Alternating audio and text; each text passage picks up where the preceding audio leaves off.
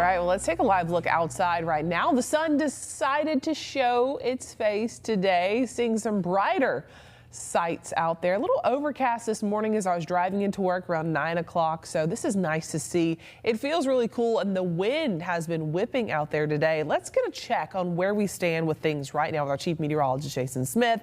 I mean, we've seen everything in the past 3-4 days, Jason, from warm weather, now cold weather, and everything in between. Yeah, from record highs to potential record lows tonight, and we expect a light freeze tonight, and we had some threats of severe weather, so that's kind of how March can be. Yeah. You know, lots of ups and downs, and we're going to go down tonight. Okay, down tonight. Is it sticking around for a little while? It looks like we'll have chilly weather for about 2 nights. Tonight will be the coldest. It's a freeze warning for the Gulf Coast, and this is because it is a late season freeze. It's a light freeze. This is not going to be a hard freeze, but the trees are budding out. The flowers are blooming. Some folks may have put it in their garden a little too early, and here comes the cold air. Looking around the region, Shelby was talking about snow in North Alabama. That's not happening in Birmingham right now, but up on Lookout Mountain, around the Mentone area, up on Sand Mountain, and even around Huntsville, we are noting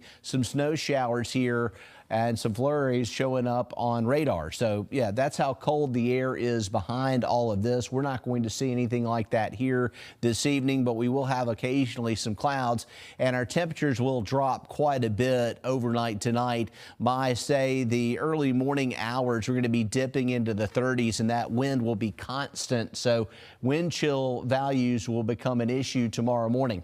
How cold will it be? Well, let's take a look at some of the communities across the area. I'll get more detailed in your complete forecast coming up, but generally the dividing line will be Interstate 10. If you're north of I-10, you're probably going to be below freezing tonight, anywhere from 31 in Mobile, 31 in Bay Minette, 30 in Bruton, some upper 20s in northern Conecuh, Monroe, and Clark counties here tonight.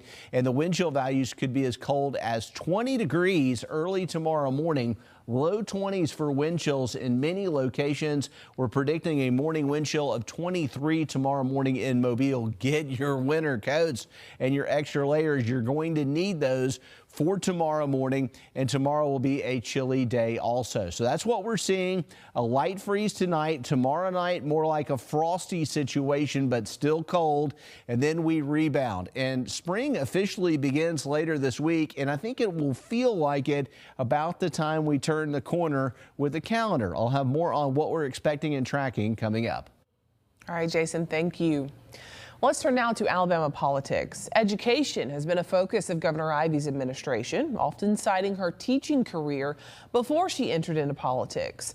And she signed a handful of bills that lawmakers say will improve the state's education system for all ages.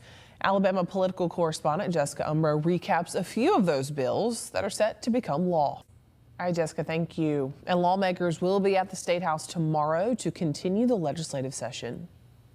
Online scams, they're a bigger concern than ever. And with the advances in artificial intelligence, it can be even harder than ever to recognize, too. Senior citizens often fall prey to these internet hackers because they lack training in what to look out for. The Spanish Fort Junior City Council is trying to give the older population in their community a leg up in this fight. It hosted a first-of-its-kind Tech Time class today. The council, made up by students at Spanish Fort High School, held 2 sessions at the city's senior center where attendees learned about how to recognize phishing scams, content generated by AI, and how to protect their files and personal information. Organizers say the best defense against fraud is patience. If you get a text message, read the text message. If it makes your heart race fast, then you want to slow down. You want to verify with the source, your genuine source, and just try to find the real source of information. And don't get panicked. Just slow down and verify your information. That would be the biggest takeaways from this program. Knowledge is key to avoiding becoming a victim of fraud. Spanish Fort Senior Center has printed copies of the materials discussed in the class that can be picked up at City Hall. Another great resource for those outside that area can be found online at the National Council on Aging website, ncoa.org. We're going to post that link inside this story on fox10tv.com. But what a great tool. These scammers are getting more and more unique, and anybody can fall victim. So a great event. Many Mobilians visited Hoffman Furniture during its nearly 100 years in business before it closed its doors for good in June of 2025. But what most people never saw were the second floor spaces above the store. Those areas built in the late 1800s at 413 Dolphin Street and in the early 1900s at 417 Dolphin originally served as living quarters, often for the people who ran the businesses downstairs. Now, a development company says it hopes to bring those spaces back to life. Fox 10 is taking you inside the latest phase of construction for this downtown project. Rogers and Willard has indicated it would like to convert the upper floors into a boutique hotel, and much of the deconstruction work inside the building is now underway. All right, thank you, Jason. Well, drivers are feeling the pinch as gas prices now enter their third week of increases. The average price for a gallon of gas stands at $3.72. That's the highest price for regular gas since October of 2023. President Donald Trump appealed to several countries over the weekend to help open the Strait of Hormuz. Iran's military has kept the vital waterway closed since strikes there started. So far, no nations are committing warships to help secure it. Since the start of the war with Iran, gas prices have surged 74 cents a gallon. Well, still to come here on Fox News at 4. He's 12 years old, speaks multiple languages, and is considered a genius. We're introducing you to Oliver in just a bit. Also, a passerby saves a skier stuck upside down in snow. And an extreme athlete breaks a world record for knuckle hopping. Yeah, it's coming up in today's Take a Look at This. But first, let's head back outside. This is Orange Beach. Hardly any clouds in the sky over there, but a really cool day if you are here for spring break. So wear your jacket if you're walking that beach line. Gorgeous nonetheless. We'll be right back here on your Monday. A tornado tracking tool used by FEMA is back up and running. The mapping program is used by search and rescue teams nationwide. It helps pinpoint a tornado's path of destruction within minutes of touchdown. FEMA's contract with Canopy Weather expired in February. A renewal request was reportedly delayed in Homeland Security Secretary Kristi Noem's spending approval process, leaving rescue teams without the tool. After news coverage, FEMA contacted Canopy over the weekend to restore this service. Well, yeah, a lot of people celebrated over the weekend because the weather was so warm and nice outside, but in less than 24 hours, it will be officially St. Patrick's Day. And the green goes full blast. Everyone can tap into a little luck of the Irish. Cities across the country celebrate the patron saint of Ireland with everything green. From rivers dyed emerald in Chicago and other places to green beer everywhere. It's a holiday filled with happy revelers. With more than 30 million U.S. residents claiming Irish ancestry, it's no wonder the tradition runs deep. Well, check this out. A local 12-year-old is considered by many a genius. Oliver Matos Reyes is a 7th grader at Mobile Christian School, and his parents say he started reading at 2 years old, and by 5 could name all of the countries on the globe and knew much about their economics. So to determine just how smart Oliver was, his mother suggested he take an IQ test. I scored an IQ of 146. That would put me about in the genius range. Extremely high gifted range, in the 99.9th percentile.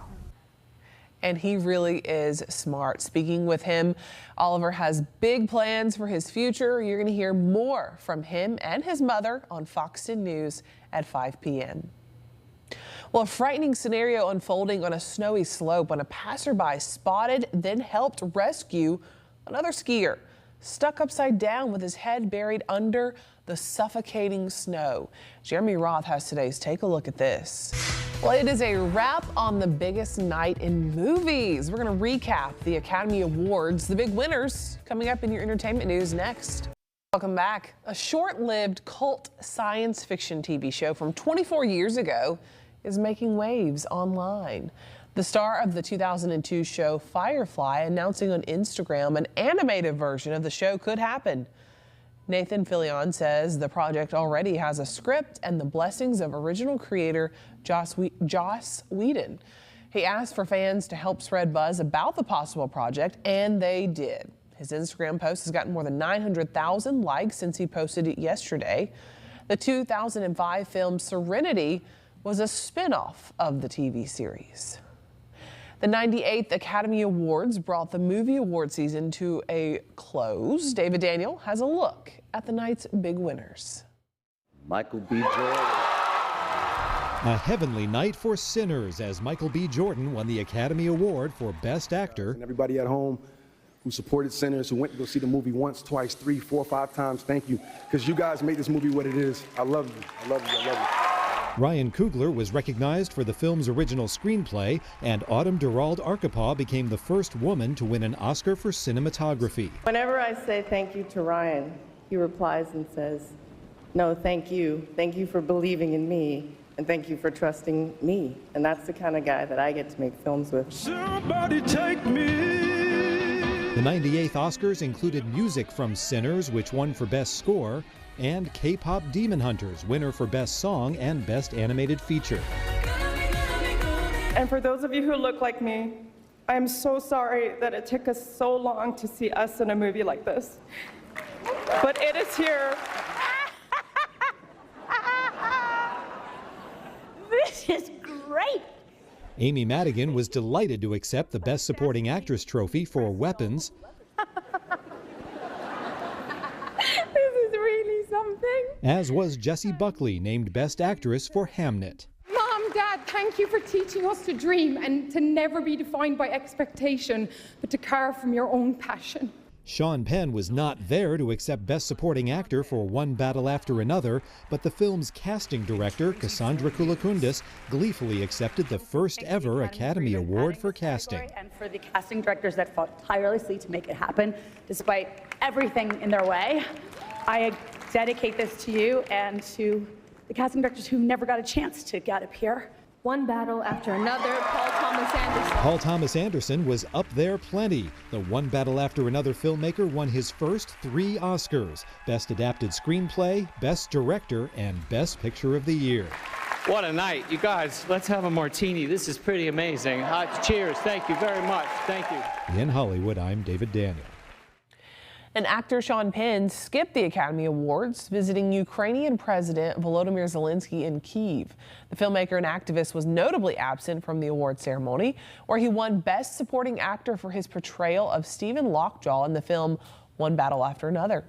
The Ukraine presidential office releasing a photo of Zelensky and Penn sitting across from each other. And this isn't the first time Penn has missed the Oscars. He did not attend when he was nominated for Dead Men Walking in 1996, Sweet and Low Down in 2000, and I Am Sam in 2002. Penn gifted one of the Oscars statues to Zelensky in 2022. Well, next up, we are diving into those big breaking stories coming up on Fox News at 5, and then this story. Our crews have been working for you on this Monday to bring you breaking news updates and follow-ups for Fox News at 5. One of those stories is this: the city of Pritchard reaching out to the Mobile County Sheriff's Office to help improve the Pritchard Police Department. We'll explain how it's going to work at 5. And then repairs on Clark Avenue in Pritchard have been completed. We're going to take a look at that progress. And as we get closer to celebrating America's 250th anniversary, events are being held across our area to mark the milestone in our nation's history, including one right here in Mobile. We'll take you there when Fox News at 5 starts in less than half an hour from right now. All right, sounds good. Thank you, Jason. I want you to check your fridge now. We've got an important recall to let you know about. Costco is recalling a popular pre-made meatloaf meal kit because it might be contaminated with salmonella. The recall involves Costco's meatloaf with mashed Yukon potatoes and glaze. The meal kits were sold in nearly 30 states this month. You can return it to Costco for a full refund. A new Bankrate survey finds 33% of Americans say they would go into debt to pay a $1,000 emergency expense. Consumer investigator Rachel DePompa looks at ways to build up that fund in this Watching Your Wallet. Medical experts are urging people to check their cholesterol levels sooner than later. The American College of Cardiology, the American Heart Association, and a number of other medical groups issued new cholesterol treatment guidelines. It says younger people, even starting in their 30s, should start treating high cholesterol. The guidelines say doing so could cut down on risk of heart attack or stroke. A new study finds at least one thing AI is not very good at: diet advice, especially for teens. The study looked at the type of meal plans chatbots give young people asking to lose weight. Researchers found the AI-generated tips resulted in 700 fewer calories per day than dietitians even recommend. Chatbots also recommended meal plans with too few calories and carbs and too much protein and fat. Inadequate nutrition can be especially dangerous to teens since they are still growing. And protein is a critical part of a person's diet. It helps build muscles, repair cells, and create new ones. But experts say many people do not consume it the way they should. In today's Health Minute, Mandy Gaither explains why you need protein at every meal and has simple ways to work it into your diet throughout the day. Okay, I'm looking forward to those 80s again. A celebration of Japanese culture now. Thousands of people flooded the Friendship Garden in San Diego for the final day of the city's Cherry Blossom Festival. For many, it's a chance to walk through the garden while the cherry blossoms are in bloom. The Japanese Friendship Garden opened in 1991 as a symbol of friendship between San Diego and its sister city in Japan. And today, the garden spans about 12 acres inside Balboa Park.